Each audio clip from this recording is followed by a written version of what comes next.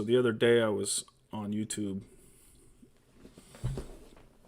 doing some research for some video content that I was pushing for this website, and I stumbled across this video of a dude named Travis Mills. He's a quadruple amputee, making jokes about he was excited when he lost his arms and legs because that meant that he could get handicap plates. And I'm like, dude, this guy is legit a quadruple amputee making jokes. That's a big deal. This dude has taken ownership and he's not allowed himself to be a victim. And he's up here on stage pursuing and achieving and maximizing his potential. And you can see just by the look on his face that he's feeling more fulfillment probably than he ever has in his life. Him losing his arms and legs was almost like God's way of putting him on his path to impact the world and leave this amazing and incredible legacy behind. And it was inspiring for me because if you guys don't know about Travis Mills, he's a 82nd Airborne Infantry guy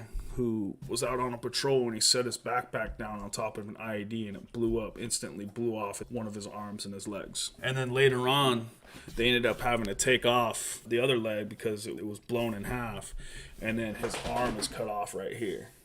So he's got one fake arm that's mechanical, and then he just has a stub on the other side, and then both of his legs, he's on prosthetics. Dude's a father, he's married, relatively successful in the military, and just like that, everything was taken away from him, or so he thought at the time it happened. And I'm sitting here watching this story. I'm kind of getting like a little bit emotional. This dude, he's telling his testimony, the whole story about when he was going through the whole process of physical therapy, wounded warrior type thing. One of the quotes that he mentioned in there was he had a guy who was also a quadruple amputee who came into the room. And Travis was all down on himself. He was like, my life is destroyed, blah, blah, blah. He was totally feeling sorry for himself. And this dude, he walks in and he goes, welcome to the club. No arms or no legs. He's like, hey, what's up, Matt? I'm Matt too, right? And Travis at first wasn't having it. He didn't want to be lighthearted about it. He didn't want to accept the reality that he had now been introduced to. What he wanted was to sit there and feel sorry for himself. And what this dude told him was, he said, this isn't going to stop you. It's just how you respond to it now.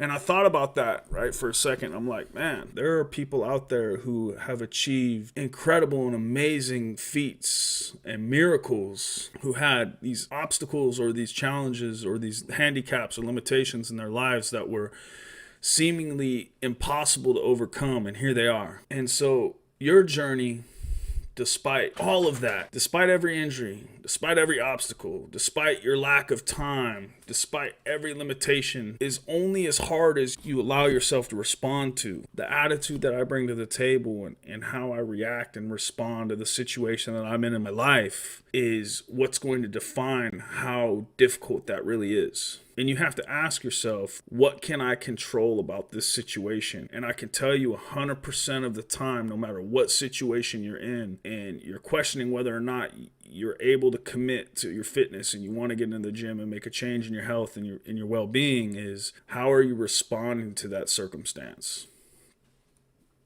And a lot of people, they choose to allow their circumstance and the situation that they're in their life to serve as an excuse for them not to pursue those goals in fitness and in their health. And sometimes investing in yourself, in your body, in your well-being, and in your mind can be put on the back burner because you have so many other important things that are going on in your life. And that's part of the thing that I really try to do when it comes to this project with joshholyfield.com is, hey, I can't go to the gym because I work this many hours a week.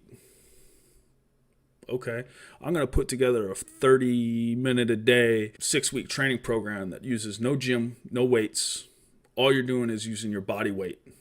And the only thing that you need to do is have road to go run on for your sprints. Now what? Now what's your excuse? You don't have 30 minutes a day? Motherfucker, you're messaging me on Facebook telling me how you don't have 30 minutes a day. Maximize your time. Prioritize your time. Figure out what's important. Figure out what's not important. Make time. If you really want it and you're committed to increasing and maximizing your potential and gaining the fulfillment that you feel like you could gain from making that change in your body and fitness, you could do it. Talking about Travis and all the other disabled vets and all the other disabled people and people with handicaps out there who chose not to be victims of their own circumstance are doing it. So why can't you?